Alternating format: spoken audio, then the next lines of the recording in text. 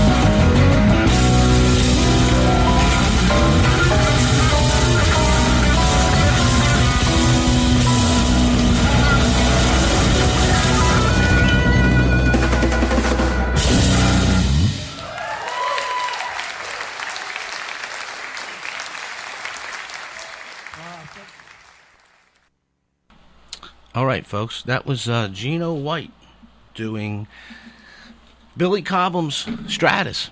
And I could tell you about that track, folks, but I have the distinct pleasure of having the man himself in the studio tonight. And we're going to let Geno tell you about that. And I welcome you, Geno. Hey, I'm glad to be here. There you go. What's the problem with that button again? Yeah, welcome into the studio, Geno. It's good to have you in here. I really love that track. And when I wanted to play that, I thought no better opportunity than if you're available to come in. I appreciate you being here.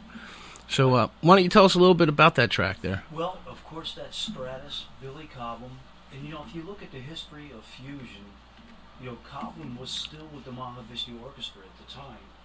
And he was doing a solo album, and he pulled together some players, and that track Stratus became like a blueprint for what is all bad about rock and jazz fusion, because he pulled in the mighty Tommy Bolin, and Tommy was a Stratocaster killer, and he was in Zephyr, and he replaced Joe Walsh, speaking of Joe Walsh earlier, in the James Gang. And his chops and his sensibilities were so deep that he was able to sit in with the jazz-minded guys like Cobham, and that is a classic track to the extent that even Jeff Beck would cover Stratus as a tip of the hat to fusion and his love of where that came from. Matter of fact, when the story goes, it was when Jeff Beck heard that Spectrum album by Cobham, and when Cats heard that track with Stratus with Tommy Bolin, it's like, oh man, this is the new deal. So that's Stratus, and it's a tip of the hat to fusion, Billy Cobham, rock, Tommy Bolin, and that was done here right in Cape May. That's excellent. Right there in the church for Jazz Fest. That's right, man. It's It was a one-off show. I was asked by Bruce Jeffries Fox at the time, and I actually approached him and said, "Hey, look, I got this idea, man. I could do a funk or fusion kind of thing for you." And we decided to do a tribute to fusion. So I called in my guys from touring with Pat Martino, working for Pat Martino. I had access to being able to call Steve Beskrone, Vic Stevens, and then it wound up that Barry Miles was actually in town at the time, moved in. So these are monster players. If you want to dig deeper into the fusion catalog, these guys are inside that. Vic Stevens has played with Alan Holdsworth. Steve Beskrone has played in the Ray Charles Orchestra, and B.B. King and Pat Martino. And Barry Miles is, he's a walking Cape May legend here. This guy is one of the, forerunners of fusion. Absolutely, yeah. That's what I told. Barry Miles is a new name to me, but I was told that, in the early '60s he was setting the standard and developing That's jazz exactly fusion. Right. That's exactly right. Barry himself is the one who introduced Al Di Meola to Chick Corea. So you're talking about the fermentation of fusion, because when you talk about Al Di Meola and Chick Corea, you're talking about Return to Forever, right? And there you go. That's fusion. That's Flowering Point, man. Good stuff. And it's really interesting how it's all so interconnected with all the various genres of music. Billy Cobham is on my radar because of my interest in the Grateful Dead. Yes, that's right. I mean, Billy Cobham played with Bob Weir, with That's Bobby right. and the Midnights. That's right. And then he also went on to work in a band called Jazz is Dead. Jazz is Dead, right, with Jimmy Herring, right? Yep, with Jimmy Herring. And they took they took Grateful Dead music and they put it to fusion sounds. That's right. Instrumental fusion. And That's right. Excellent stuff. That's right, man. And I saw Billy Cobham at the Keswick Theater a few years back. Awesome. Monster drummer. Awesome. Sits behind that double bass drum kit. Oh, yeah. He went off for like 10 or 15 minutes and hopped up and ran out to the front of the stage like it was nothing. But, yeah, excellent. So other tracks that came out of that day there, and you put them on a disc, huh? Well, they're not actually on a disc. There's a fine line of releasing this music we did this show. We did 8 tunes. 4 of the tracks were mine, and then 4 were covers. Stratus being one. We did Jean Pierre by Miles Davis. We did Green Onions, and we did Who Knows by Jimi Hendrix. And then we did 4 tracks that were mine that will be eventually released. They're not on any of my CDs that are out at this point. But it was split in half, 4 and 4. 4 originals, 4 covers. But it's not officially released. It's been in the undercurrents of the bootleg world, so to speak. You know, the download bootleg world. There's guys that bootlegged my shows out, you know, from in France, for God's sake, and so it's not officially released at this point. But somebody could dig deep enough to find some of it. Huh? Oh yeah. Somebody could dig deep enough to find it all. Yeah, it's out there. But I know I've done some research into your websites and your other things online, and I know you have some other stuff that's out there and available too. And if you want to talk about that for a minute. Well, okay, I would like to talk about that. Yes, I think my staple CD is Standing in Stereo. That CD I worked so hard on, and Harvey Mandel is on there. He's a guest on 3 tracks. Harvey, as you know, played with Canned Heat. He was up for running in the Rolling Stones. He's on Hot Stuff. Right. They picked out this guy named Ronnie Wood instead. So, right. You know, Ronnie Wood's the new guy in the Stones. But Harvey replaced. He was one of the Clapton's replacements in John Mayall's Blues Breakers, and then speaking of like Vic Stevens on that Stratus track, he's a label mate from Lolo Records, and other members on the CD are Bon Lazaga and Hansford Rowe, who are in Gong, and Gong was one of them British bands who. Members of the band became more famous than actually Gong's name did, but there's names you know. You got Mike Oldfield from Tubular Bells. Yep. Mm-hmm. You've got a couple of guys from the Police were in Gong. Bill Bruford from Yes was in Gong. Mick Taylor, when he left the Stones, was in Gong. And that kind of snowballed into, you know, the fact one of my most precious moments was replacing Mick Taylor at the Molson Jazz Festival in Quebec City as a member of Gong Revisited. Nice. And that was cool. So when I say, hey, man, I replaced Mick Taylor, you know, from the Stones and Gong, well, that's a fact. But that's because, you know, the label hookup and this thing with Gong. And there's more names, you know, Pierre Morlaine, Benoit Morlaine, you know. But these are all people kind of like that became more famous than the actual band name Gong. Mm-hmm.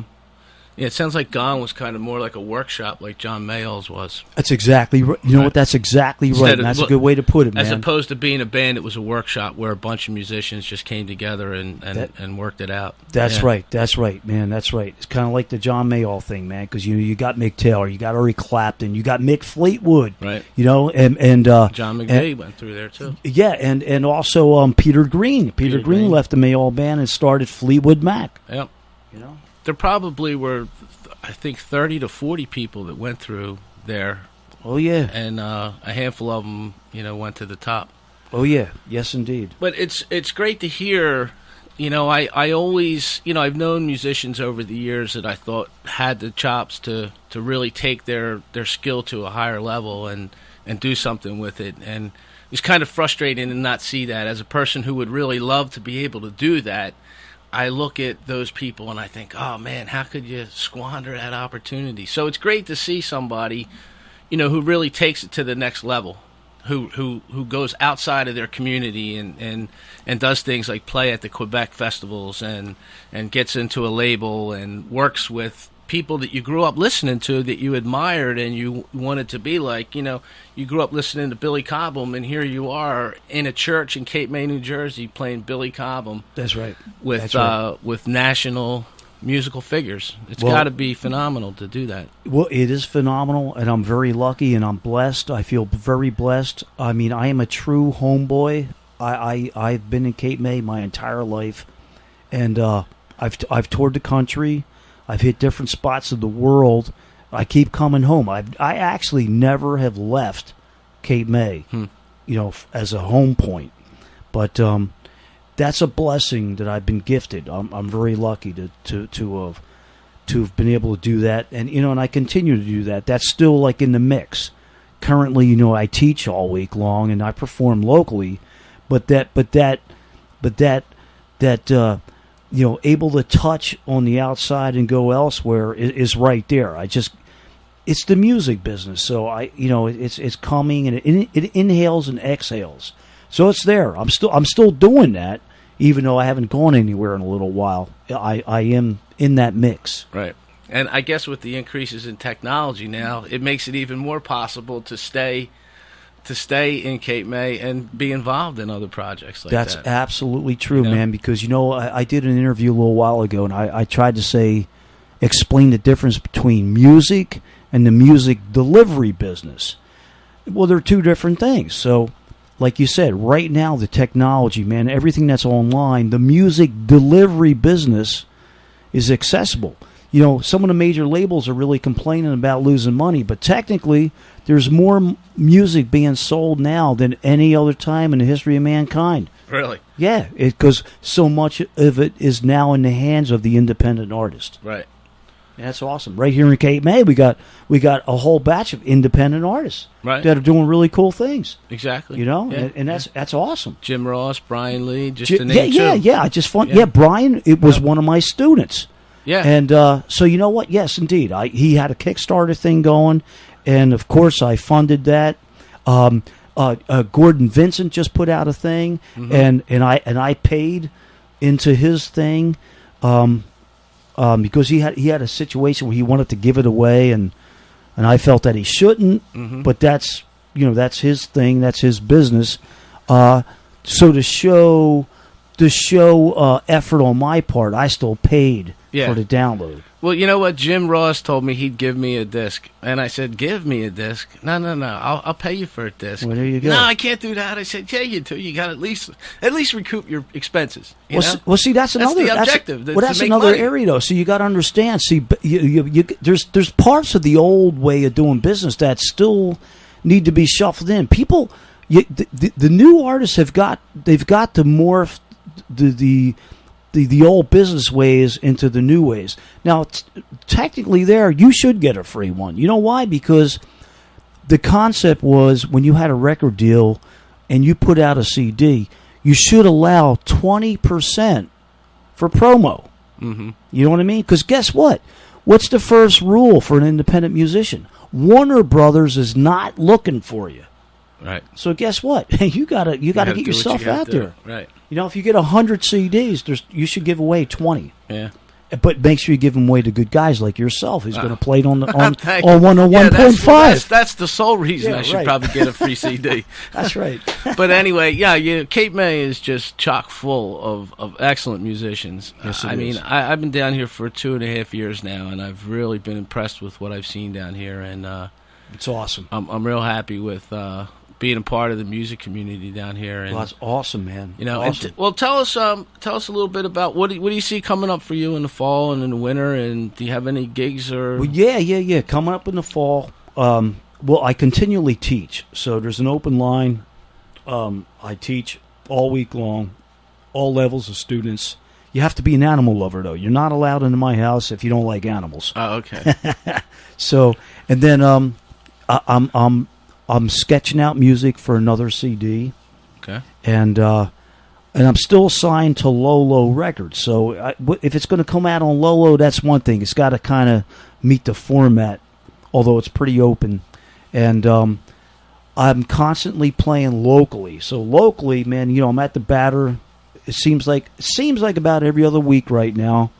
My Martini Beach run has ended. I was there every Thursday.